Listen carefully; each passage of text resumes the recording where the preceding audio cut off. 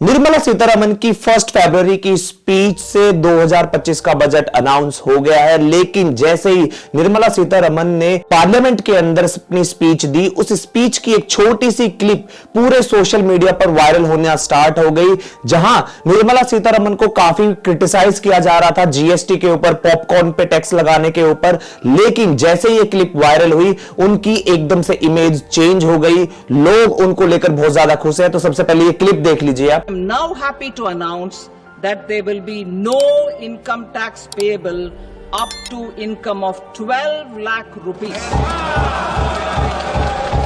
Now finance minister ने announce किया है कि 12 लाख तक की इनकम पर आपको कोई टैक्स नहीं देना। एक्चुअली ये 12 लाख नहीं, 12,75,000 रुपए अमाउंट है। लेकिन यहीं पर एक बहुत बड़ा क्वेश्चन आ गया है कि जो टैक्स स्लैब आया है वो तो कुछ और ही कह रहा है। निर्मला सीतारमण ने कहा है कि 12,75,000 पे कोई टैक्स नहीं देना, लेकिन जो टैक्स स्लैब है उसमें आपका 0 से लेकर 4 लाख, 4 से 8, 8 से 12, इस तरीके से अलग अलग टैक्स रेट है टैक्स स्लैब के अंदर। काफी सारा कंफ्यूजन है, तो इस वीडियो में हम यही देखेंगे। तो यहां पे आप देख सकते हैं निर्मला सीतारमण ने सबसे पहले मुलाकात की थी president of India Draupadi Murmu से, और द्रौपदी मुर्मू ने वहां पर उन्हें दही चीनी भी खिलाई, जिसके बाद वो पार्लियामेंट गई और पार्लियामेंट में जाने के बाद अपनी स्पीच दी। सबसे पहले इस वीडियो में हम समझेंगे कि कॉन्स्टिट्यूशनल प्रोविजंस क्या है बजट पेश करने के, और साथ ही साथ समझेंगे कुछ बजट से रिलेटेड बहुत इंपॉर्टेंट फैक्ट जो आपकी जनरल नॉलेज के लिए आपको पता होना चाहिए, या फिर आप कोई भी कॉम्पिटिटिव एग्जाम दे रहे हैं उसमें भी हेल्प करेगा। साथ ही साथ हम समझेंगे कि विजन क्या है बजट 2025 का, और क्या ये नए टैक्स स्लैब है, इनको हम डिटेल में समझेंगे कि 2025 से 26 के बीच में जो टैक्स स्लैब लगने वाला है वो किस तरीके का होगा, और साथ ही साथ गवर्नमेंट ने कहां से रेवेन्यू कलेक्ट किया है, और आने वाले टाइम में 2025 से 26 के बीच में कहां गवर्नमेंट अपना एक्सपेंडिचर करेगी। आप देख सकते हैं सबसे पहले हम बात करेंगे कॉन्स्टिट्यूशनल प्रोविजन की। देखिए कॉन्स्टिट्यूशन के अंदर बजट वर्ड मेंशन नहीं है, कॉन्स्टिट्यूशन के अंदर मेंशन है एनुअल फाइनेंशियल स्टेटमेंट, जो आर्टिकल 112 के अंदर आता है। और ये किस तरीके से होता है वो भी मैं आपको समझा दूं। आप यहां पे देख सकते हैं निर्मला सीतारमण सबसे पहले प्रेसिडेंट ऑफ इंडिया से मिली। क्यों मिली? क्योंकि अकॉर्डिंग टू द कॉन्स्टिट्यूशन आप बजट तभी पेश कर सकते हैं, पहले आपको अप्रूवल लेना होता है प्रेसिडेंट ऑफ इंडिया का। तो उसी कॉन्स्टिट्यूशनल प्रोविजन के अंडर निर्मला सीतारमण जो हमारी फाइनेंस मिनिस्टर है वो president of India Draupadi Murmu से मिली, ताकि उनसे अप्रूवल ले सके, जिसके बाद वो पार्लियामेंट में बजट पेश कर सके। अब बात करते हैं कुछ बहुत ही इंपॉर्टेंट फैक्ट्स की बजट से रिलेटेड, जो आपको पता होना चाहिए अपनी जनरल नॉलेज के लिए। यहां पे आप देख सकते हैं सबसे पहला इंपॉर्टेंट फैक्ट है आपका कि मोरारजी देसाई ऐसे फाइनेंस मिनिस्टर रहे हैं जिन्होंने देश में सबसे ज्यादा बार बजट पेश किया है। टोटल 10 बार बजट पेश किया, लेकिन याद रखिएगा लगातार नहीं था, इन्होंने अलग अलग टाइम पर बजट पेश किया, लेकिन ओवरऑल 10 बार बजट पेश किया है। जिसके बाद आपका आता है निर्मला सीतारमण। निर्मला सीतारमण से रिलेटेड 2 इंपॉर्टेंट फैक्ट है। ये देश की पहली फाइनेंस मिनिस्टर बन गई है जिन्होंने लगातार 8 साल तक बजट पेश किया है, और 2020 का जो बजट था वो अब तक का इंडिया की हिस्ट्री में सबसे लॉन्गेस्ट स्पीच थी, लगभग 2.5 घंटे की स्पीच थी। तो ये भी आप याद रखेगा कि लॉन्गेस्ट बजट स्पीच भी निर्मला सीतारमण की थी 2020 की, और लगातार 8 बार बजट पेश करने वाली महिला बन गई है, महिला भी और फाइनेंस मिनिस्टर भी। अब इसके बाद आता है मनमोहन सिंह का नाम। जो सबसे बड़ा बजट पेश किया था वो डॉक्टर मनमोहन सिंह ने किया था 1991 में। अगर आपको पता हो 1991 में इंडिया में एलपीजी की पॉलिसी आई थी, यानी कि लिबरलाइजेशन, प्राइवेटाइजेशन, ग्लोबलाइजेशन की पॉलिसी आई थी, जिसके लिए बहुत बड़े रिफॉर्म किए गए थे। और उसी कारण से ये जो बजट की स्पीच थी ये बहुत बड़ी स्पीच थी, बहुत ज्यादा डॉक्यूमेंटेड स्पीच थी, उसमें बहुत सारे वर्ड्स थे। तो ये फैक्ट्स आप याद रखिएगा अपने फ्यूचर एग्जाम्स के लिए, अपनी फ्यूचर नॉलेज के लिए। अब बात करते हैं कि बजट का विजन क्या है, 2025 का जो बजट है उसका विजन क्या है। देखिए मेन है विकसित भारत, यानी कि डेवलप्ड इंडिया बनाना। हम इसी रेस में हैं। अब डेवलप इंडिया बनाने के लिए 5 कीवर्ड्स दिए गए हैं कि हमें सबसे ज्यादा ग्रोथ पे फोकस करना पड़ेगा। ग्रोथ पे इन टर्म्स ऑफ हमें क्या करना होगा, अच्छे स्कूल, अच्छी रोड, अच्छा इंफ्रास्ट्रक्चर डेवलप करना होगा, और साथ ही साथ बात की गई है इंक्लूसिव डेवलपमेंट की। इंक्लूसिव डेवलपमेंट का मतलब है जैसे पहले किसी भी गरीब व्यक्ति का अकाउंट नहीं होता था, लेकिन अभी जनधन योजना के अकॉर्डिंग उनका अकाउंट है। हर किसी का इंश्योरेंस नहीं होता, आयुष्मान भारत स्कीम से उनका इंश्योरेंस भी है।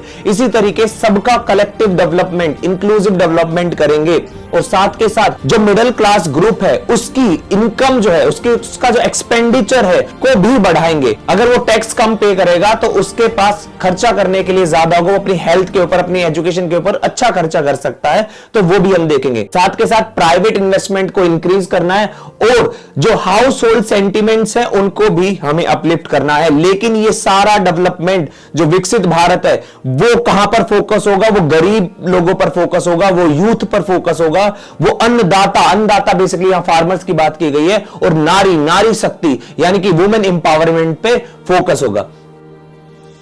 अब बात करते हैं टैक्स स्लैब। ये टैक्स स्लैब क्या है? जब निर्मला सीतारमण ने यह कह दिया है कि 12 लाख तक की इनकम पे कोई टैक्स नहीं देना, तो यहां पर आप देख सकते हैं 0 से 4 में आपका नील है, आपका 4 to 8 लाख की जो इनकम है उसमें 5% देना है, 8 से 12 की में 10%, 12 से 16 लाख की इनकम में आपको 15%, 16 से 20 लाख की इनकम में 20%, और 20 से 24 में आपको 25%, और 24 से ज्यादा अगर आप कमाते हैं तो आपको कितना देना? 30% टैक्स देना है। तो ये कैसे? दोनों में अंतर क्या है समझिए। देखिए, अगर आप इनकम है आपकी 12 लाख और 75,000 जो आपका डिडक्शन होता है उसको भी ऐड कर दिया गया है, तो 12,75,000 अगर आपकी इनकम है तो आपको कोई टैक्स नहीं देना। लेकिन अगर आपकी इनकम इससे ज्यादा क्रॉस करती है, सपोज मान लीजिए आपकी 15 लाख की इनकम हो गई, तो 15 लाख की अगर आपकी साल की इनकम होगी, अब आपको टैक्स देना पड़ेगा क्योंकि आप 12,75,000 से ऊपर आ चुके हैं। अब टैक्स कैसे देंगे? सपोज मान लीजिए 0 से 4 लाख की इनकम में, अब इस 15 लाख को मैं अलग अलग पोर्शंस में डिवाइड करूंगा। 0 से 4 लाख में आपको 0 टैक्स देना है, आपको कोई अमाउंट नहीं देना। अगले 4 से 8 लाख में आपका 20,000 का टैक्स हो जाएगा 5% के रेट से। फिर आपका 8 से 12 की इनकम में अगेन फिर से 4 लाख और ऐड हो गया, और ये आपका आ गया 10% में, तो इससे आपका 40,000 का टैक्स आ गया है। अब बाकी जो बचा 12 लाख के बाद 15 में से माइनस करेंगे 3 लाख, और 3 लाख वो आपका किस में आ रहा है? 12 से 16 के बीच में आ रहा है, इसमें आपका टैक्स बनेगा 45,000। तो टोटल आपका टैक्स कितना हो गया? 1,05,000 के लगभग। अगर आपकी इनकम 15 लाख है तो आपका जो टैक्स लगेगा वो 1,05,000 के लगभग लगेगा। उसमें कुछ डिडक्शंस भी होते हैं, बहुत सारी चीजें होती है, लेकिन मान के चलिए 15 लाख की इनकम में 1 लाख के आसपास आपको टैक्स पे करना होगा। इस तरीके से आपको टैक्स पे करना है, यानी कि आप समझ लीजिए 12,75,000 से जैसे ही क्रॉस होगा वैसे ही आप पर टैक्स लग जाएगा। यही सबसे बड़ा ड्रॉबैक है हमारा, आपको समझना पड़ेगा। जैसे अगर हमने ये कह दिया कि आपको रिजर्वेशन तभी मिलेगा जब आपकी इनकम 8 लाख से कम होगी, तो लोग क्या काम करते हैं? या तो 8 लाख से ज्यादा इनकम शो नहीं करते, उस पैसे को छुपाना स्टार्ट कर देते हैं, या फिर वो कोशिश करते हैं कि उससे ऊपर ही ना जाए ताकि वो रिजर्वेशन का बेनिफिट ले सके। वैसे यहां पर हमें देखने को मिलेगा कि अगर लोगों की इनकम 12 लाख, 13, 14, 15 ऐसे इनकम जाती है तो उस इनकम को वो छुपाने की कोशिश करेंगे, वो ब्लैक मनी में कन्वर्ट हो जाएगा ताकि उन्हें वो टैक्स पे ना करना पड़े। लेकिन यहां पर सबसे बड़ा मेन रिलीफ यही है कि अब टैक्स कम देना पड़ेगा, क्योंकि अब आपके पास अच्छा खासा पैसा बच जाएगा अपने खुद के सेल्फ डेवलपमेंट के लिए। लेकिन अब आपको एक चीज और समझनी पड़ेगी, एक टर्म आता है लेफर कर्व। लेफर कर्व में यह कहा जाता है कि अगर गवर्नमेंट टैक्स रेट कम कर देगी तो ज्यादा टैक्स कलेक्शन होगा, तो वही करने की कोशिश की गई है कि टैक्स रेट को घटाकर और आपका जो लिमिट है उसको बढ़ाने की कोशिश की गई है ताकि ज्यादा से ज्यादा लोग टैक्स पे करें। अब यहां पे लोग अवॉइड कम करेंगे, लेकिन इंडियन मेंटेलिटी है, बहुत सारे लोग अवॉइड करने की भी कोशिश करते हैं। अब आगे बात करते हैं कि गवर्नमेंट का जो रेवेन्यू आया है टोटल, वो कहां से आया है? जो सबसे बड़ा रेवेन्यू आया है ना, वो आया बोरोविंग और अदर लायबिलिटीज। बोरोविंग मतलब जो सरकार कर्जा लेती है उससे सरकार का सबसे बड़ा रेवेन्यू आया है, जिसमें आपका जो बजट के टाइम पे एक्सपेंडिचर करेगी उसमें बोरोविंग हो गया, या फिर किसी को लोन दिया था उसकी जो पेमेंट आई है वो सब आपका इसमें आ गया।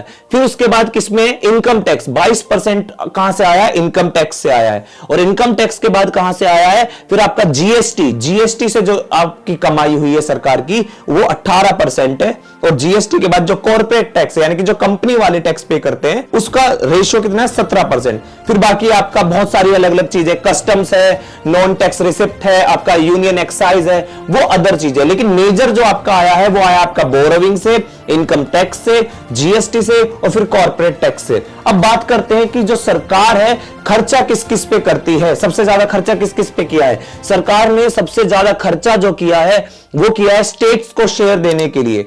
जब भी सरकार क्या काम करती है, सबसे ज्यादा इनकम टैक्स सरकार के पास आता है, तो सरकार उसमें से फाइनेंस कमीशन की रिकमेंडेशन पे स्टेट्स को भी पैसा देती है। तो सबसे ज्यादा पैसा किसको दिया गया है, स्टेट्स को दिया गया है। उसके बाद आपका आता है जो इंटरेस्ट पेमेंट, जो सरकार ने लोन लिया है उसकी जो इंटरेस्ट की पेमेंट की है उसको रिफंड किया है सरकार ने।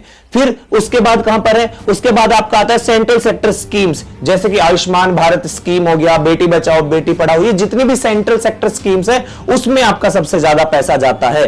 फिर आप देखेंगे कि उसके बाद किसमें जाता है, उसके बाद आपका अदर एक्सपेंडिचर है, आपका सेंट्रल स्पॉन्सर्ड स्कीम्स है, आपका फाइनेंस कमीशन के ट्रांसफर्स है, डिफेंस है और सब्सिडीज है, इन सब में भी पैसा जाता है। अब बात करते हैं मेजर, इस बार जो बजट है उसमें सबसे ज्यादा एक्सपेंडिचर किसके लिए दिया गया है, सबसे ज्यादा दिया गया है डिफेंस के लिए। डिफेंस के लिए आपका 4,91,732 करोड़ जो है एलोकेशन दिया गया है डिफेंस मिनिस्ट्री के लिए, सबसे ज्यादा याद रखिएगा डिफेंस के लिए। उसके बाद रूरल डेवलपमेंट के लिए है, उसके बाद आपका होम अफेयर्स के लिए, फिर एग्रीकल्चर एंड अलाइड एक्टिविटीज, फिर एजुकेशन। एजुकेशन पे जो इन्वेस्टमेंट है वो आपका 5th नंबर पे है। लेकिन आपको समझना पड़ेगा जब तक इंडिया में एजुकेशन और हेल्थ पे हम एक्सपेंडिचर ज्यादा नहीं करेंगे, आप हेल्थ में देख रहे हैं हेल्थ में कितना कम एक्सपेंडिचर है, जिसमें कि हेल्थ का बर्डन कितना ज्यादा है। एम्स जैसे हॉस्पिटल देखिए या कुछ भी आप देखिए, हेल्थ का बर्डन ज्यादा है, बीमारियां ज्यादा है। हमें हेल्थ इंफ्रास्ट्रक्चर को ज्यादा डेवलप करना है,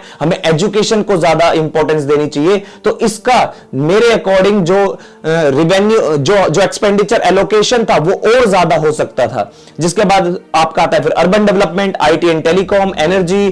तो इस तरीके से मेजर इसमें जो फोकस है आपका एजुकेशन और हेल्थ पे है, और एजुकेशन और हेल्थ पे अगर आप देखें और 5th और 6th नंबर पर रखा गया है, यानी कि मैं देखूं तो बहुत ही कम एलोकेशन है ये। ऑलराइट, आपका क्या व्यू है, आपके जो भी व्यूज है मुझे फटाफट कमेंट बॉक्स में बताएगा, हम उसमें डिस्कस करेंगे कि किस तरीके से हम और अच्छी पॉलिसीज ला सकते हैं, कौन सी पॉलिसीज इंडिया के लिए बेनिफिशियल रहेगी ताकि इंडिया आगे आने वाले टाइम में सुपर पावर बन सके, और कौन सी पॉलिसीज ऐसी है जो इंडिया के लिए खराब साबित हो सकती है। तो आज के लिए इतना ही। वीडियो अच्छी लगी तो वीडियो को लाइक कीजिएगा, चैनल को सब्सक्राइब कीजिएगा, सभी दोस्तों के साथ शेयर कीजिएगा और कमेंट कीजिएगा, वहां पर हम डिस्कस करेंगे सारी की सारी चीजें। तो आज के लिए इतना ही, थैंक यू।